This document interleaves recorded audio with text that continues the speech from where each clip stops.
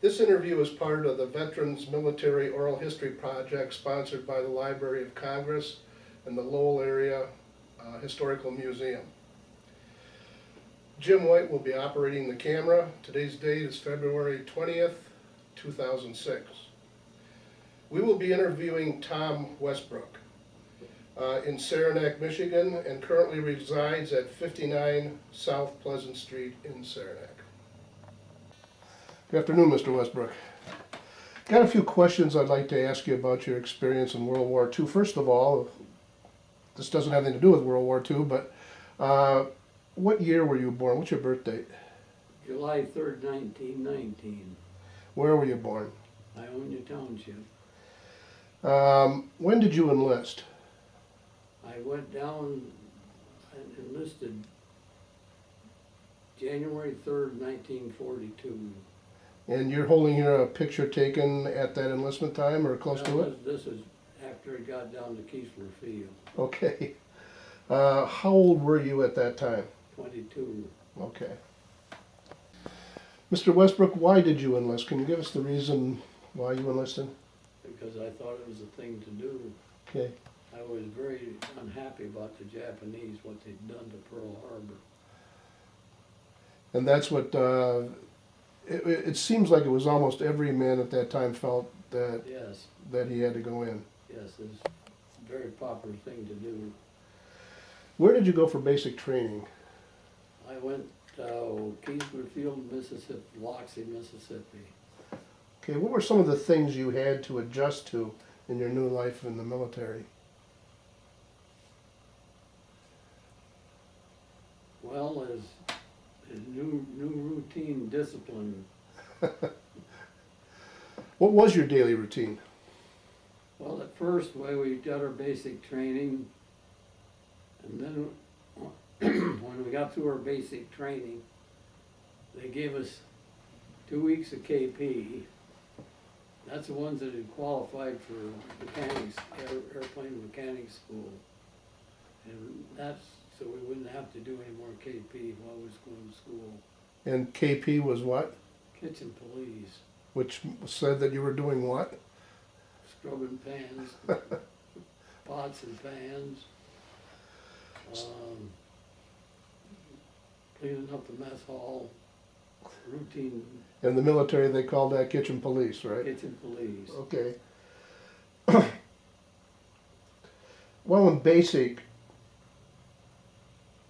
how did you live and how was the food? The food was very good there. The food was very good at Keesler Field. And we got a lot of more southern food than ever. We got, I wouldn't name what we got, but It wasn't meat and potatoes like you'd get up north here? oh yeah, we got that too. Did you?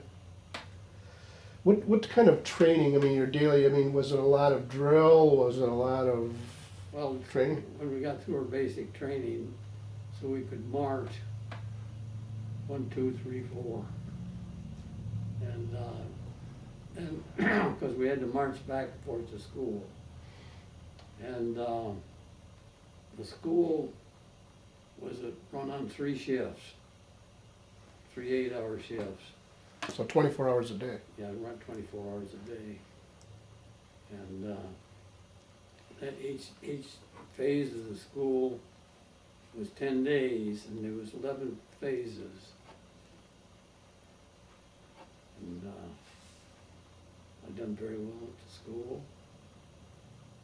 They wanted me to volunteer to be an instructor, but I made up my mind I wanted to move. Where to? I had no idea. And they were, out of 1,100 of us that graduated in June,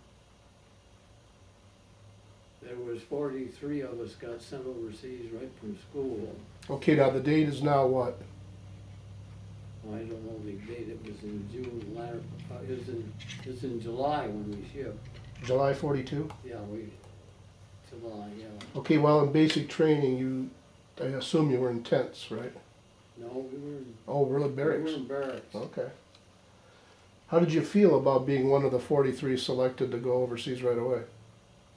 Well, we didn't have much time to think about it. We thought, what we figured, they told us we would be assigned to an outfit and get a 15-day furlough, which we were eligible for. And I went up and asked about my 15-day furlough at Jefferson Barracks, Missouri, where they sent us for overseas training replacement. They'll get that when you're assigned to your permanent base. And I was in Ipswich, Australia. That's where they sent you? Well, that's where, at one of the places when we got off the boat, we went to the west coast, went up to, what was it, Angel Island. We was just out by Angel Island, little base there. Well, Angel Island was the name of it, too, the military base there. And that's where we got they put us into wool ODs, because it was chilly in July out there, latter part of July. And that's where we waited to get on board ship. What kind of thoughts did you have about getting aboard that ship? I mean, this is the ship that's going to take you to the war zone, or pretty close to it anyway, maybe for your next training session, but you're certainly going to go through hostile waters going to Australia. Well, we didn't really give it much thought until we got on the boat. Remember going under the Golden Gate Bridge, the top of it was overcast, it's in the clouds, not a beautiful day. Yeah. And I kept asking the sailors, when are we going to join a convoy?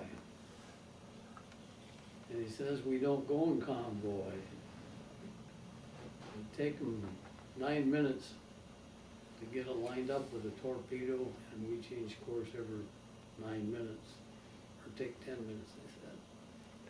And sit back here on the fantail, and every 9 minutes, they turned. And the Japanese couldn't do it any sooner than that? Well, that's what they said. Okay, you took their word for it, apparently it worked. And we were on KP every other day on board ship. I was very fortunate I never got seasick. How about the other guys? Well, some of them, as soon as they pulled anchor, they were done. And most of them got seasick, maybe a couple, 3 days, and it was over. We was on board ship for 23 days. Of course, we stopped on the way at Auckland, New Zealand, and they give us shore leave there. And then we went around to another town we was at. Auckland, we got 2 days shore leave. And then we went to Wellington, and we got a 1 day shore leave there. These were all, I have some questions about the boat that you were on. What kind of ship was it? It was a USS Mount Vernon. It had been a luxury liner. The bunks were 7 deep in the swimming pool. In the swimming pool? Yeah, that drained it, of course. Yeah. And because we were all, the group I was in, there was probably 350 or so, we were all buck privates. And they got us down on D deck. We didn't have much prestige for us. So do you want to describe your stateroom on D deck? Well, it was, the guy above me, his name was Warren West, and he was one of those boys that got seasick. So you had to worry about that for 23 days? Well, I'd taken, I was on KP, and they fed pretty good on this ship. And I'd take him down something to eat, and gosh, it smells good, it tastes good. So then I'd hold it, take the lineman, they always wore their liner on their helmet, carried their helmet, and I'd hold that up, and he'd throw up. And then I'd take and rinse it out, and come back with water to wash his face down. Well, this went on for 23 days, he never did get over it, or just the first few? When we got off at Auckland, why, he was all right, as soon as the anchor dropped again. So that was most of the way. Yeah, Yeah. and something really strange happened. We went to a replacement center in Melbourne, Australia. And that's where I seen John West.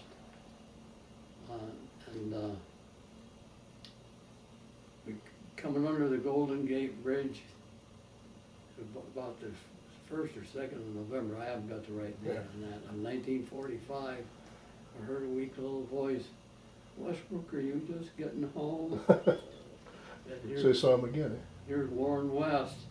Oh. He had 2 of his buddies holding him up. He was coming under the Golden Gate Bridge. They give us a meal ticket on that, and you got it punched. We got 2 meals a day. And I said, you didn't get seasick, did you, John? He said, "Show my meal ticket." Wasn't punched. Been punched once. So he never got over it, eh? No. This ship, about how many people, how many soldiers were on it? They told us 6,000. It was a pretty good sized ship. I think it was. They told us it was one of the 6th largest in the world. It was. What do you figure when it was doing peacetime duty as a luxury liner, it would carry? Maybe 1,000? I have no idea.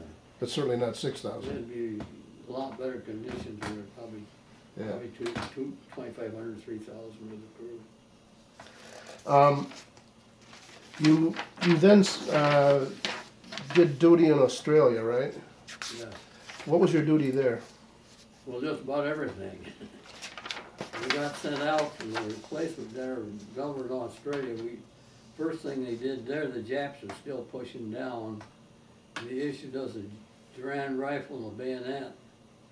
We got 90 days infantry training. The Japs were still coming down. And But now your specialty was going to be air mechanic, right? yes, But they gave you infantry training. we got infantry training Yeah, there okay. because they thought we'd need it. And they give us infantry equipment, Durand rifle and bayonet. We went out on the range, we shot it. I'd never seen one of them before. Oh, really? And we stayed in the cricket club there. That's just about like the grandstand down your free fair where we stayed, bunked in. Well, some of the boys had tents. Before I got out of there, I got in a tent. And that was pretty darn cold. That was in July of, well, the latter part of July, and Oh, 42? 42 in August, September, we were there. And then they sent a detachment of 225 of us to a little bush town of Tokomo. It's on the New South Wales and border is about 160 miles out. And every state in Florida got their own railroads and they're a different gauge. And we were right on the Victoria, New South Wales border. And if you got caught in town, there's any hospital or out unit from Melbourne shipping out, why you get on stevedore detail. Oh, yeah. What kind of, did you start your airplane training or airplane mechanic training there? No, I got that in the States. Oh, in the States, okay. Oh yeah, that was it was a good course. Yeah. I got along good with it. They wanted me to be an instructor, but I was ready to move. Oh, I see, now I got it straight. So you were really staging in Australia to go over to the islands, right, the Pacific Islands, Well, preparing. we've done a lot of different things there. We pulled guard duty out to this one base that was being evacuated. It was a huge base. And it was supposed to be the last stand in Australia. By that time, they got the Japs stopped. And we were pulling guard in KP for headquarters and headquarters out. At that time, there was a real concern that the Japanese might attack Australia, right? Oh, yes, it was when we first went out there, yes. Yeah. And then from there, you got on another ship and got to the Pacific Islands? We went, from then we went up to the Brisbane area. And I was in, sent us out to Amberley Field. And replacement center went up there and this outfit was overseas. It just came back from the bush back in there to Amberley Field. That was in Ipswich, just north of Brisbane. And the outfit was overseas and war broke out. All old soldiers, you know, been in the service probably, a lot of them 20 years or better. It was a good outfit. How did the American soldiers get along with the Australian soldiers? We got along good. Good. Yeah, they got along great with the Australians. The Australians, the old Australian digger, the infantryman, he'd had training and they'd been in Africa fighting, helping England. And they moved him back. They were good soldiers. Good. Because they'd had experience. And after you left Australia, you're aboard ship again for some time, right? Well, we went from Brisbane to Townsville, Australia, and we overhauled. I worked at a big depot there, and I helped overhauling aircraft engines. And was this part of your training, or just? No, that was duty. Okay. We worked 7 days a week, probably 10 or 12 hours a day, from morning till night, overhauling aircraft engines. I got an engine specialist rating there, and when I left there, well, they offered me, I was a corporal then, and they offered me a staff sergeant to stay. I was ready to move. I'd been in a big outfit, well, probably at least 3,000 men. I was in an outfit of about 230, small outfit, good outfit. And I figured I'd be better off there. This captain that was there, Captain Ramundi, probably one of the best officers I ever worked with. And he offered me a staff sergeant to stay, but I was ready to move. And I had quite an experience coming back home. I come back to the States. 9 of us come back. Camp Stoneman, California. We were standing in line to get another beer. And somebody said, Westbrook, you remember you told me that you wouldn't stay if I made you a brigadier general. That was him? Yeah, Captain Ramundi. He was a major at that time. He was probably one of the best officers I had. When you were aboard ship and even in Australia, did you do any thinking about, eventually you'd be in the war zone and what that would be like, or did you kind of keep that out of your mind?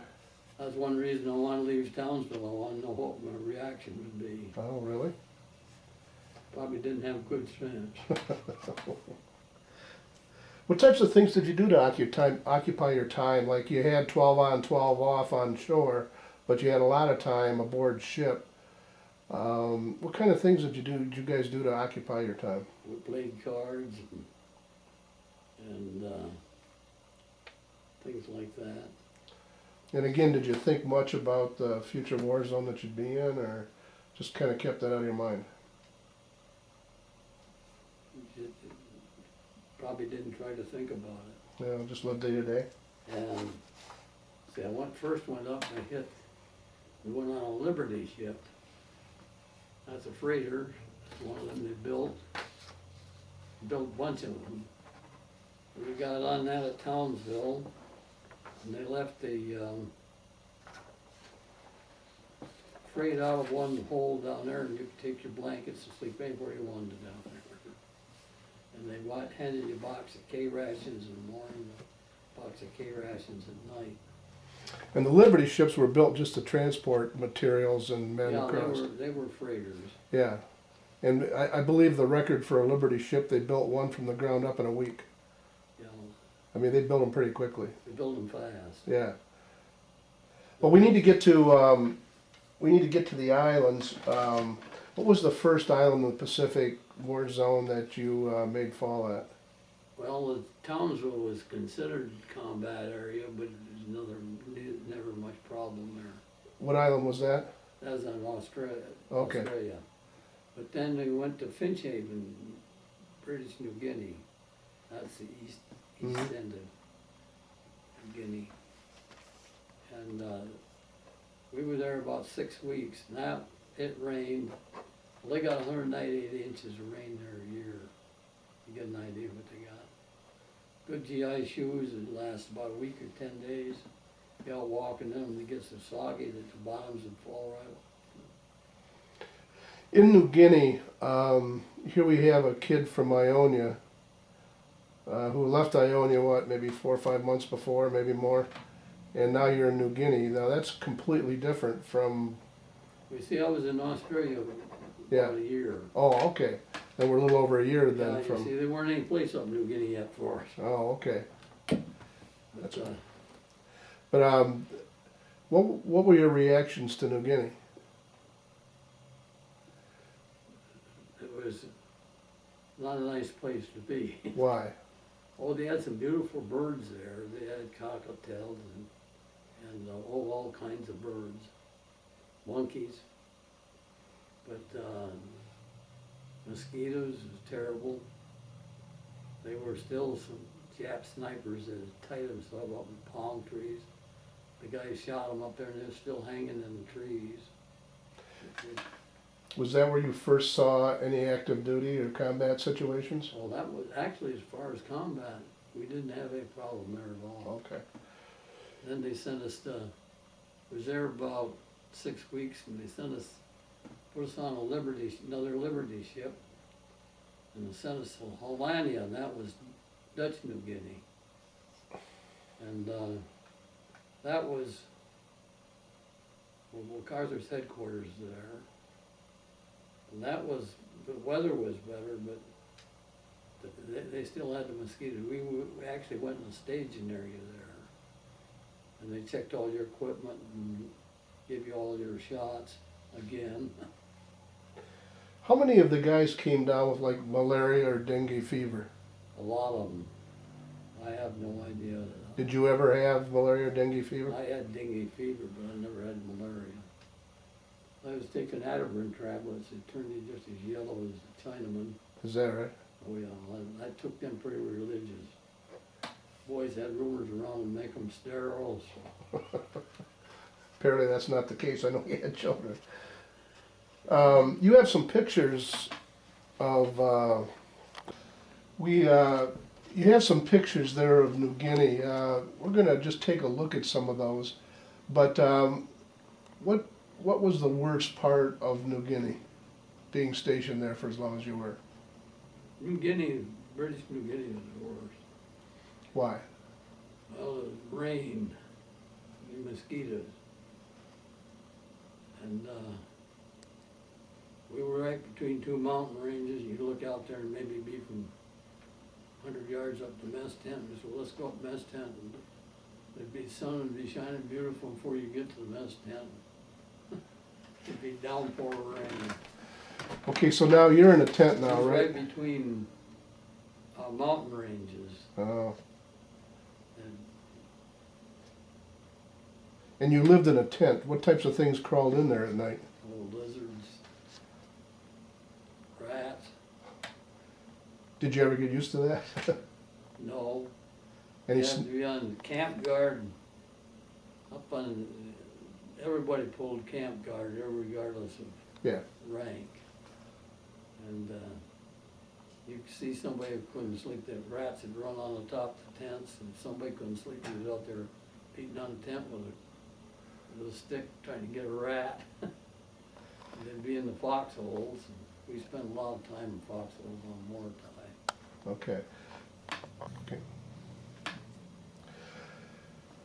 You went from New Guinea to Morotai. What was your experience in Morotai? Most of it wasn't good. Okay. We were working on a Ford-based fighter. We were there probably 6 weeks before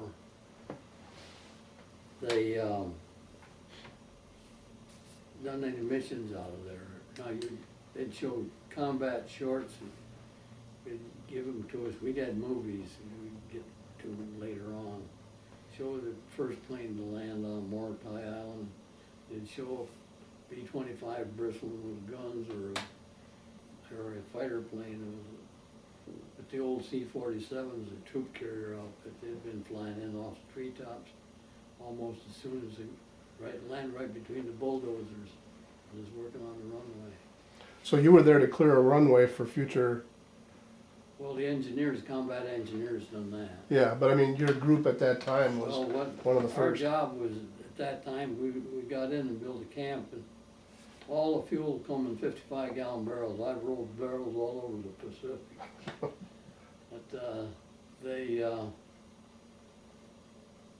But all of it came in 55-gallon barrels when they first went in, and it takes you take a Thunderbolt, pre-flight of Thunderbolt, took 35 gallons of gas. Is that all they carried, 35 gallons? Well, no, they'd carry more than that, but Oh. that's just pre-flight, and you get it Oh. ready before you turn it over to the pilot. Oh, I see. That's one of my jobs, is pre-flight them. And you normally aren't supposed to add any fuel, but we always top the tanks off. Did you face any combat situations on Morotai? Well, that's more of them than I did anywhere else. Can you talk, do you remember the first time you faced a combat situation, and what happened and what was going through your mind? Well, there were about 15 of us working on a gas dump, rolling barrels from 12 to 12. The colored quartermaster was supposed to take us out. They were in separate branches, colored at that time. And they were supposed to take us out of there, and we had trouble, and well, the Japs come over about 2 o'clock in the morning and blasted the place and set it all afire all around us. That was my first section, the first time I really knew how to get scared. And the colored boys got in their trucks and left us there. Well, there's another guy by the name of Nicholas, Horace Nichols. I got around and we started running out of the area, and you got challenged in that aircraft position. A lot of Japs could speak good English. We'd done quite a lot of explaining to them. Oh, I see. You see, So they didn't know whether you were friend or foe? That's right.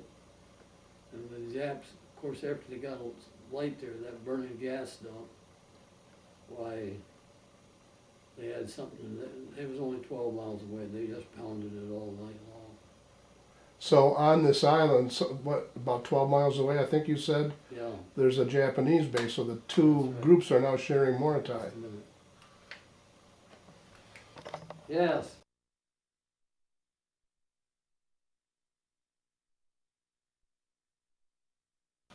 So what did this mean that we had two groups, the Americans and the Japanese, sharing a spot so close? How often were you under Japanese attack on Morotai? Almost 7, 8 times a night. They darn sure wanted not to come during the daylight. Because of the American anti-aircraft? Oh, yeah, they would never make it back. So how did you protect yourself, you and the rest of the guys?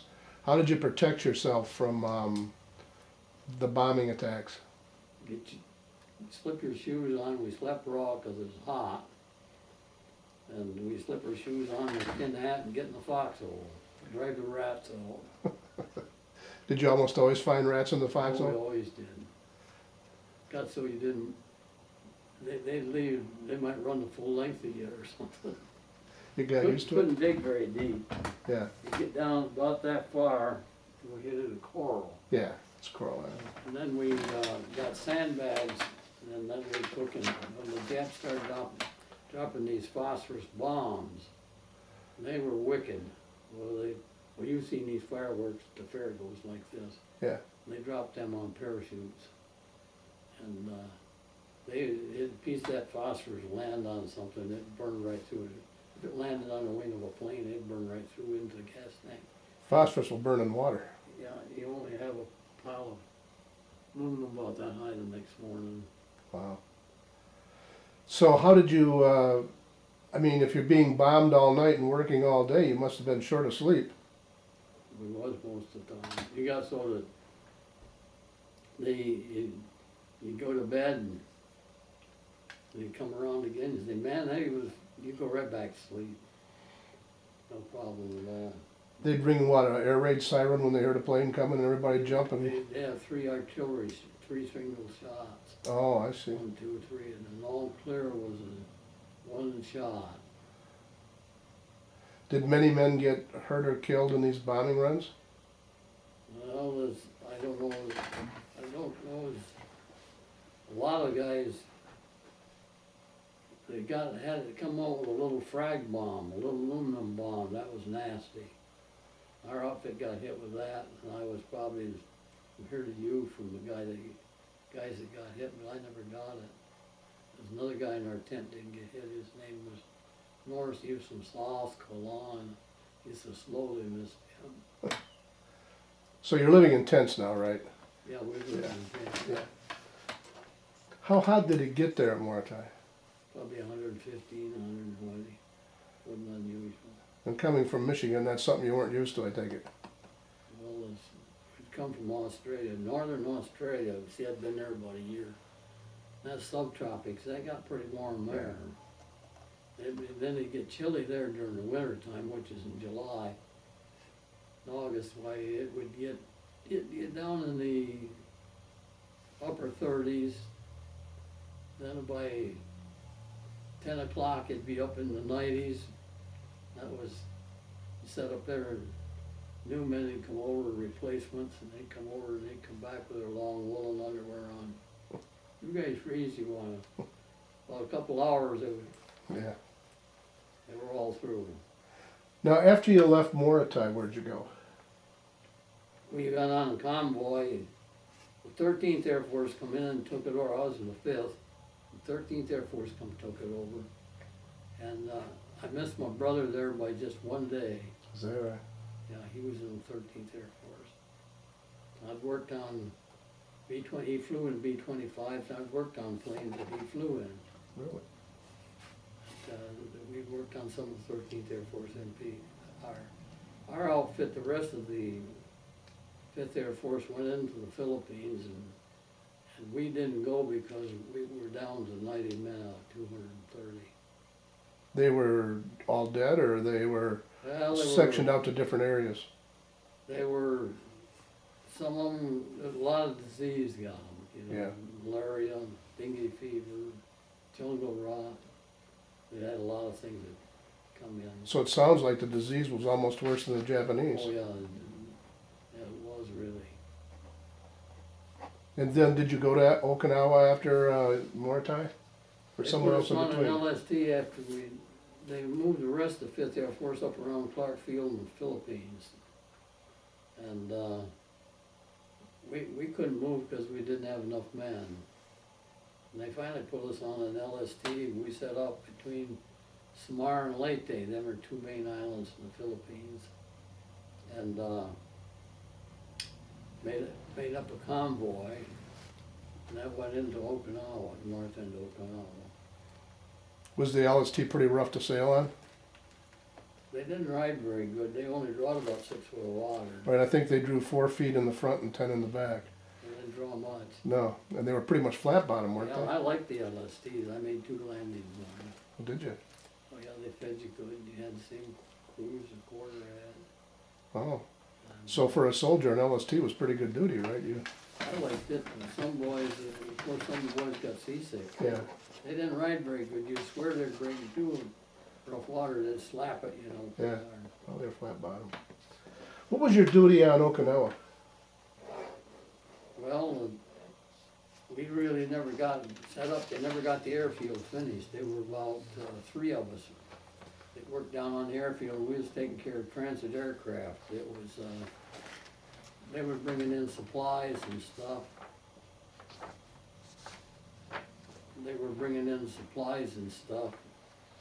And if we could get 6 C-47s in, and we were managing them. And that was one of our jobs. We was working with, what was that general's name? 4-star general in charge of 5th Air Force at that time. I don't know. Just can't think of his name right now, but he was always around there, the Jeep. Got so he'd come up with his work and he'd just drive up, there's no military courtesies, no salute or nothing, give you the ease. But I was in there and had kind of an interesting thing that happened to me while I was in Fat Cat B-25, that was one that had been stripped down and made fancy for some. It was Colonel Powell, he was 35th Group Headquarters Squadron. We were assigned that up there, but we were always, probably 2,000-3,000 miles ahead of them. And they were gonna be based there, and he come in and landed his Fat Cat plane there. We had to keep 6 places for these C-47s. And I pulled him off onto the apron, cause I didn't have no other place to put him, and here he was chewing me out. Incompetent soldier, and this and this and this and this. He didn't know I was in the 8th Service Squadron, one of his squadrons. And this Jeep pulled up, and I seen him come right to attention, and this here, I think his name was Rodriguez. I don't recall. I don't think it was either, but 5-star general, 4-star general, charge of the 5th Air Force around there, and I see this there colonel, what the boys called a chicken colonel. He come around and he was chewing me out and incompetent and this and this and this, and this, I see him come right to attention, this here Jeep pulled up, and I turned around, here's this 4-star general. And he says, this colonel said to him, he's come in, he's going to be stationed there. Well, he says, now this incompetent sergeant, I heard him tell you, he was out here at 4 o'clock. I was out here shortly afterward, and he was here. And he thought he was entitled to one mistake. It was late in the afternoon, if he did.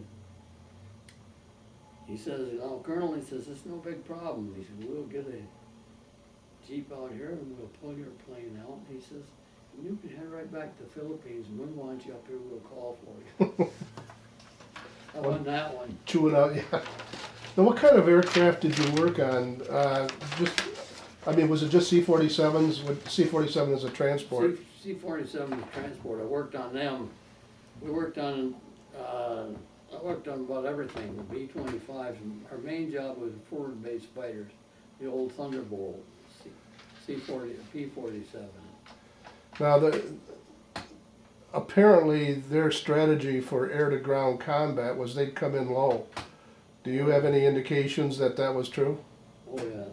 The B-25 was a strafing outfit. I've seen them come in. I've seen those Thunderbolts come in. Of course, I think this was playing around more than anything.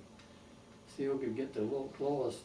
They'd buzz the taxiway. Wouldn't be any further from here. Just wouldn't be as far from here in the street. And they'd have to raise up to get over a Jeep. Oh my goodness.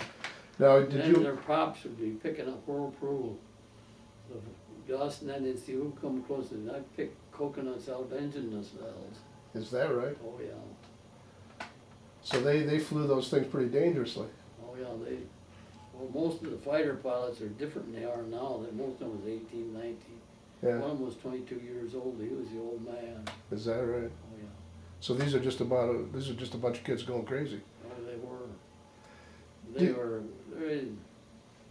About a dozen pilots. Usually you lose 5 of them.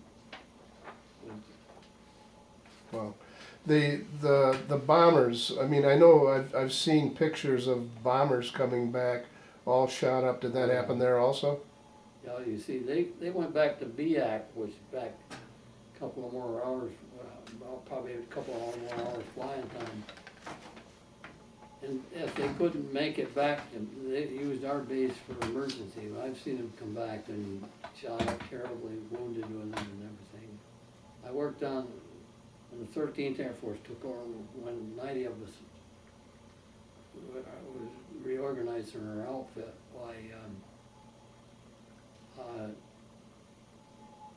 We was working on transit aircraft, and we had a Jeep and I had 3 men besides myself, and we had slings and stuff for all the planes. If a plane landed on the runway, we had to get them off the runway. Why, these slings, we knew where they'd hook in, and they'd be, if you got the ring in it like that, they'd be a hook waiting for you. Crash truck, had to get them off the runway. And some quite up, one instance come in, guy come in, and my gosh, she's coming in low. And he didn't act like there's anything the matter. He landed, and I slammed the canopy back, and these guys knew, and he was filling out what they call a fine 40F. It was just like about on a clipboard. He just kept on riding. And I finally says, "So what's the matter? Your landing gear failed?" And he says, "No." Very disgusted. I said, "What happened?" I just wasn't your klaxon working. They had a horn back to their head. Yes, I wondered what that damn buzzing was in my head. I just forgot to put the damn things down. Well, they were flying them their Thunderbolts all on 9-hour missions, hot weather, and they come back just soaking wet. Yeah. And we picked it up. He let the landing gear down on, so I get the crash truck around. I just pick it up. I only let the landing gear down, and probably even tow it back for the Jeep. That's what we done. And we could fix that plane. It turned out we could fix it. Hmm. He come around and he said, "You think you can fix it? I don't want to have to pay for that damn thing." No, I hope not. The obviously they came back with casualties. How was it? Was it like the medics who brought the casualties and fatalities out of the bombers when they came back? What the boys call the ambulance, we call them the meat wagon. And ambulances, they'd land right on the runway, and they'd take the wounded off before they moved the plane. That was top priority. Yeah. Did planes also crash on takeoff? Oh yeah, it wasn't unusual. They were taking them, we were on steel matting at first there. That was hard on tires. And they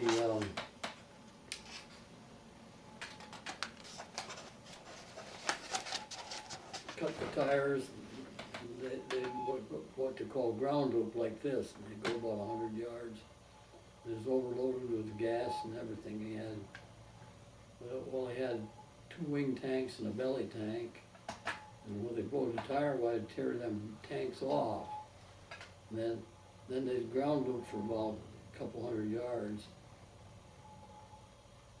And when they were spilling gas all the way, and when the gas when they hit the plane, it went. About 50% of them got out of it. Really? You could see them jumping. We got so we'd look up and see. Well, we'd be working about from here, the house across the street. Look up, see if we got so we'd look up and see if the pilot got out, and we'd go right back to work. Well, what kind of things? Okay, you've got a bunch of young guys now in Okinawa who are involved in a war zone, but they do have time off. Can you tell me some of the characters or things that the guys did in their times off? Probably couldn't publish it. Well, we No, we played cards, and if it was in the staging area, they had contests, you know, see who some sing and this and that. The colored boys are separate. They always won them, 'cause they had it built into them. Can you tell me a little bit about Big Ed O'Neill? Big Ernie? Ernie O'Neill, I'm sorry. There's 2 of the boys we called Eddie and Ernie. Big Ernie, he didn't shave very often. And I used to get the job of pulling camp guard with him. We'd be outside of the we'd get up in the motor pool, sit in the Jeep, he'd go on, he'd move around there and be a target. He'd say, well, he was right. And they got so bad that they wouldn't shoot at the Jap planes that come over. We was so concentrated on that peninsula. They'd do more damage if they shot them down than if they let them go. Nobody shoot at the planes, no lights on them or anything. Big Ernie would sit there with his carbine and pump at them. So there were Japanese on Okinawa when you were there? Oh yes, they were on Okinawa, yeah they were. This is on Morotai. Oh, I see. Morotai. And he'd sit there and pump at him his carbine, and then the commanding officer would come out, Cap Major Sopham. They made no promiscuous firing the arms in the area. We were just outside the tent. Sir, I just lost my head, Big Ernie said. Lost, he said nothing. He'd come back 5 minutes, he'd do the same thing. Got so that Major Soper would come out and see who it was, just shake his head and turn around and go back again.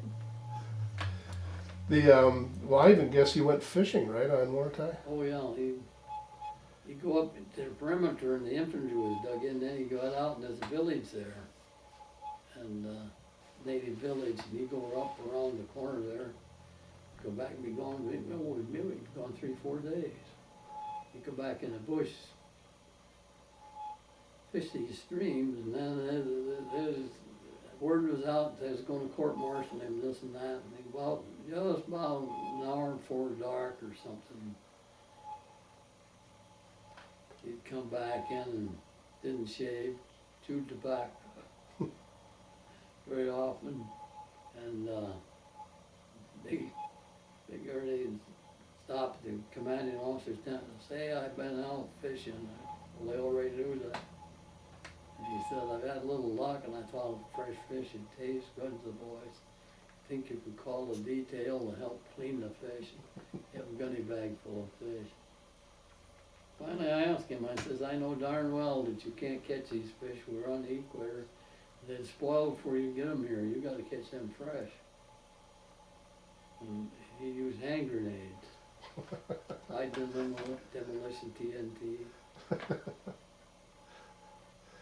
But at least he wasn't court-martialed and everybody got something new to eat, right? Oh yeah, he was just like the project called Sun Returning. Well, now, you have some, you were on Okinawa, which is what, about 100, 200 miles from the main coast of Yeah, Japan? it was about 300 miles south. 300 miles south, okay. Do you remember when the war ended? Well, let's say this. Do you remember, did you hear about the atom bomb being dropped? Yes, we did. Okay, what was your thought about that? Well, the new guys all whooping and hollering, and we were putting all replacements in the outfit at that time. I think we got 140 new replacements in. There was about 49 of us had been all the way up through. And we got into our dugout we'd made out of sandbags. You couldn't dig it on Okinawa, it was stony. Mm-hmm. And they said, you guys are scared. We said, we know enough to be. And we went into this dugout we'd made with sandbags. They had stone there, they had farming country, and this stone walls would be that far through. With a field, if they had a field as big as this room, it'd be a big field.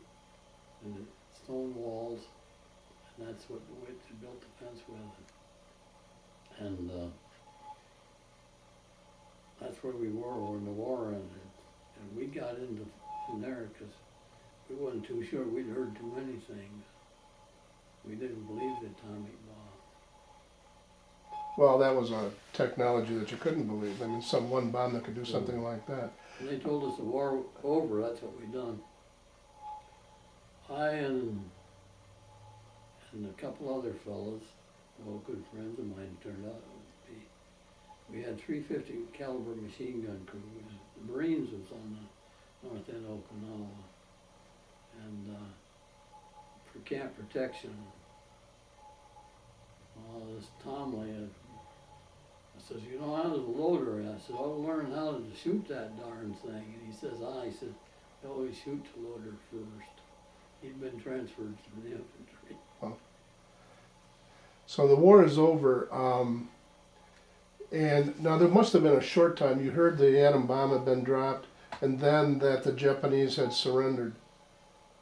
Now, shortly after that, you and a few other men, I think 10 other guys, There's 11 of us. 11 of you, went to Kayakanushu, Yeah. an island off the coast of... Kanoia, Coyote. Oh, Kanoia, Kyushu. Yeah. I got the right spelling of that here. I wrote my Okay. girlfriend a letter. Oh, okay. Now these are actual letters. Now she became your wife, right? Yeah. I lost her about 7 months ago. Oh, okay. Sorry to hear that. Well, she... Kanoia, K-A-N-O-Y-A. Kanoia. And Kyushu is K-Y-U-S-H-A. U instead of A. Okay. What was it? Now you and 10 other guys end up on this island right after the war. 11 of us. Yeah. Were you really sure that everybody on that island had heard that the war was over and that the Japanese had surrendered? Well, this here friend of mine, I had what we called a Corporal Riley. You've heard Mag. Yeah. We had a Corporal Riley. His name was Beck. Okay. And he let us know, and Captain Stone, our commanding officer, at 8:30 the night of, it was the night before this 1st of September, really, and last day of August, wanted to see us about 8:30 at night. Well, my Corporal Riley Beck had told me, knew what was going on, and he was looking, he needed 2 men to go in to look the base over and see if there's 11 of us altogether, it turned out. There were 2 American-born Japanese interpreters, and there were 2 radio operators and 2 crew chiefs. And we were supposed to figure out how many of them C-47s they could land and park there. Of course, there were bomb craters and there was unexploded bombs, all kinds of junk around, too much. And we were supposed to flag off them areas. And Captain Stone said I wouldn't let you guys go if I thought I'd be any trouble. He was a good man. How were you treated on Kayakanushu by the Japanese? Very well. Why do you think that was? They were scared. They were whipped. They didn't want another atomic bomb.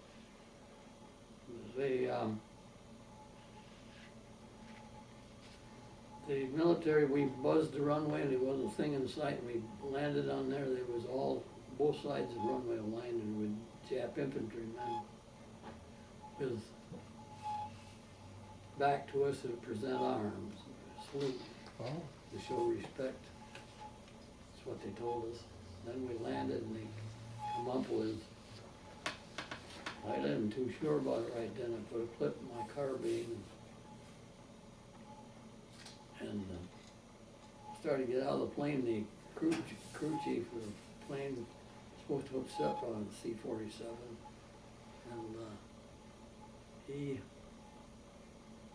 didn't do it. So he jumped right down flat-footed out of the plane. Well, I went to hook the steps on, the carbine fell off of my shoulder.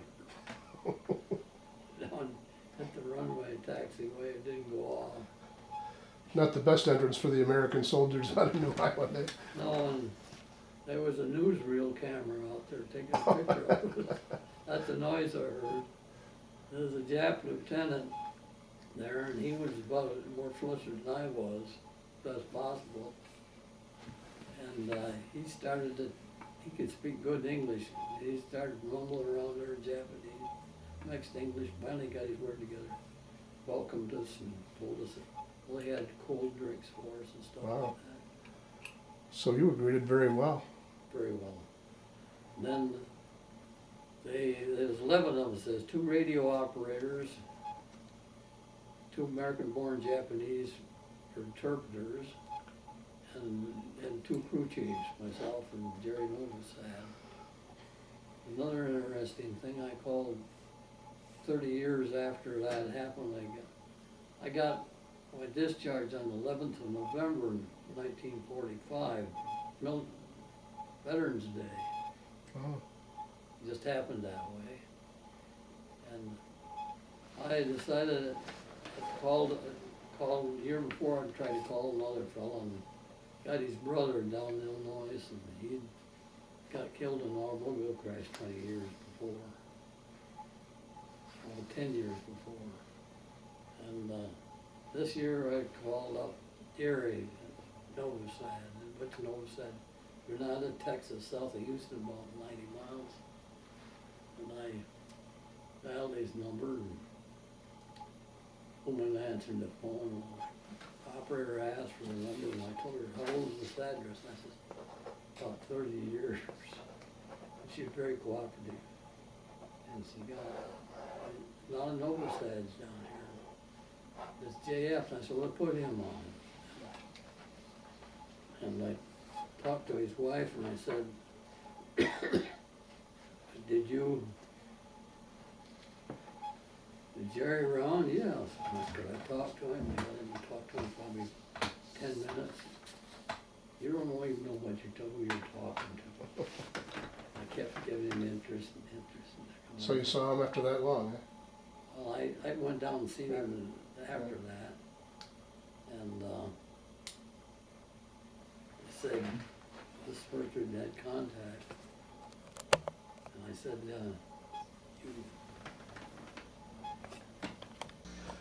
While you were on Kanoya Kyushu, you witnessed them bring some prisoners of war that the Japanese had been holding. Could you tell us about that?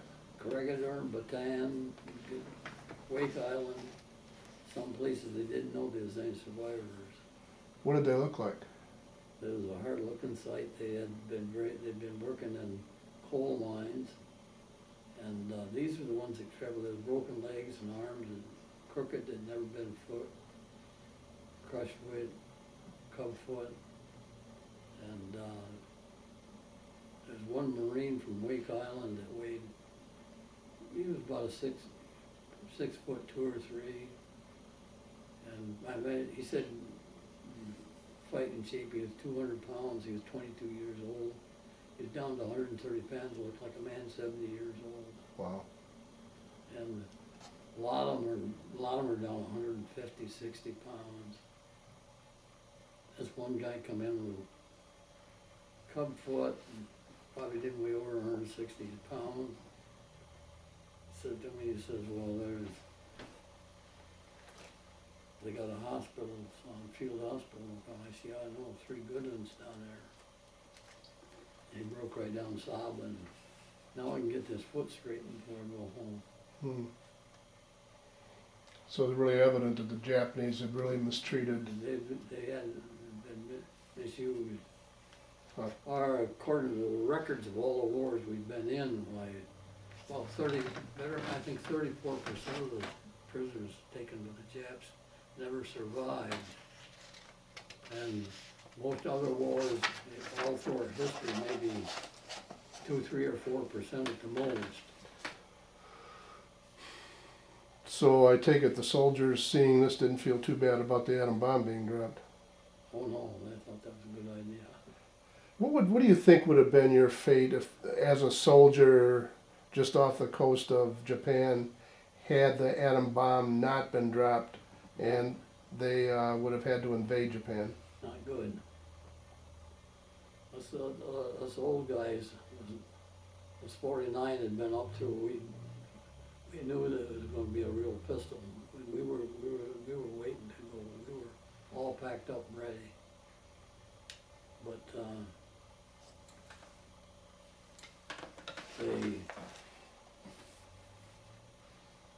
our chances, I've talked to, well, there's one buddy, I've talked to a couple of them since, and we figured our chances would have been darn small, Of surviving. yeah. You had a chance to go through Yokohama and Tokyo after the war. I mean, right after the war. Yeah, let's come home through there. Yeah. What? How would you describe the destruction in those cities? They were Level. flat. I flew over Hiroshima. Tell us about that. The pilots, see, the C-46 and the pilots used to get so many combat hours in, they could send them home. Well, these transport pilots, they had to get hours after the war was over, and they were, pilots said, "You guys wanna fly over Hiroshima on the way to Tokyo?" And that's what he took us around and buzzed it. Circuit. So you were what, flying over maybe a week or two after the bomb had been Oh, dropped? no, this was about a month or Month 6 later. weeks. Yeah. They've got some of the streets that trains was running, we seen one train and you, once in a, very rarely a vehicle. I guess, I don't know if I ever saw a vehicle. Okay. Now you have a group of soldiers on the C-47, was it? C-46, C-46, yeah. and you're looking down over the city that, well, the first city ever to have been Hiroshima. hit by an atom bomb, Hiroshima. or Hiroshima. Yeah. What was the reaction of the people, you and the people on the We've plane? seen bombed out areas before, but we never seen, this was done with one bomb. And that's what amazed everybody, that yeah. there was a weapon that could do that. Yes, it was. Was there much movement? I mean, you said there was a train, so there must have been some people moving around. Well, this was about 6 weeks, month or Yeah. 6 weeks afterwards. They were, I didn't see anything on the streets, so there was some train that happened to be running through there. But the town was, Tokyo and Yokohama were young, but that had tons and tons of high demolition. So the bottom line is that Tokyo and Yokohama had been just as badly destroyed, but that took thousands of bombs and bombers. But Hiroshima was just one Yeah, bomb. that's right. Wow. So the war is over, and how did you get back to the United States? Well, they took us, we stayed down there at base there, Ionia, Kyushu,